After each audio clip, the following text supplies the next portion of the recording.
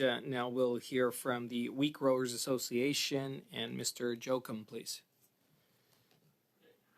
Thank you, Chair and committee members. I'm grateful for the opportunity to appear before this committee. My name is Günther Jokum. I farm about 20 minutes west of Winnipeg with my wife and daughter. I'm also president of the Wheat Growers Association.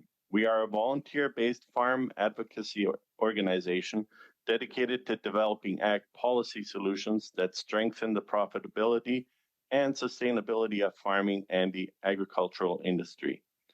The average age of Canadian producers is over 55 years old, and over 98% of those farms are owned and operated by Canadian farm families. We are very concerned about the changes to the capital gains inclusion rate announced through Budget 2024. While we acknowledge the proposed increase to the lifetime capital gains exemption to $1.25 million, which recognizes the accelerating appreciation of farmland values, we are concerned, however, that the introduction of a 2/3 inclusion rate on capital gains makes it more expensive for young farmers like my daughter Fiona to take over the family farm.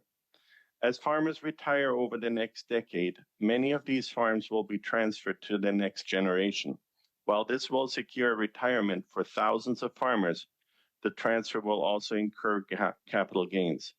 Under the proposed changes, nearly every grain farm across Canada will be impacted by a 2/3 capital gains inclusion rate.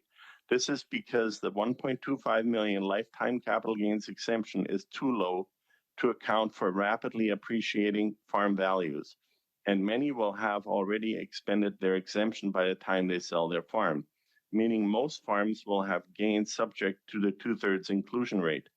Furthermore, most Canadian grain farms are structured as corporations and do not benefit from the 50% inclusion rate for the first $250,000 of capital gains.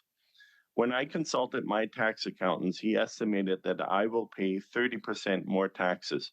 These numbers are staggering, and if the capital gains inclusion rate is increased for family farms, it will impose a substantial tax burden on new farmers such as my daughter Fiona at the beginning of their careers. Budget 2024 emphasized fairness for every generation, and yet the proposed changes to capital gains exacerbate farm transfer challenges and make these transfers more expensive for the next generation of young farmers.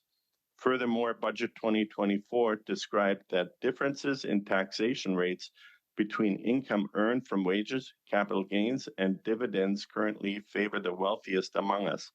This policy inadvertently targets farmers who produce food to meet domestic and global demand, and as small businesses that are family-run, they do not represent the wealthiest among us. General succession planning is a cornerstone in the agri-food sector, particularly farming. Currently, less than 1% of Canadians are involved in farming, a percentage that is likely to decrease over time. By making farming financially less attractive, the number of farms will continue to dwindle, leading to greater consolidation and fewer family-owned farms.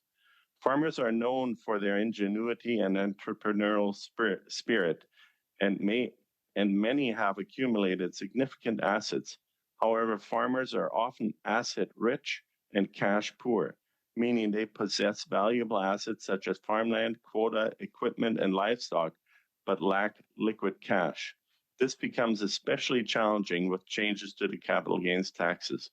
Often farmers sell a portion of their land or assets to facilitate intergenerational farm transfer, and they might realize a substantial capital gain, forcing them into difficult financial positions, requiring them to find ways to generate the necessary funds to meet fiscal obligations.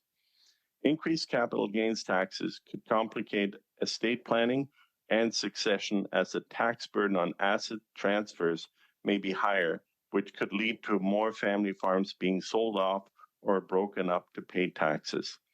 All this flies in the face of what Budget 2024 calls fairness for every generation. Thank you for your consideration. Well, thank you, Mr. Jokum.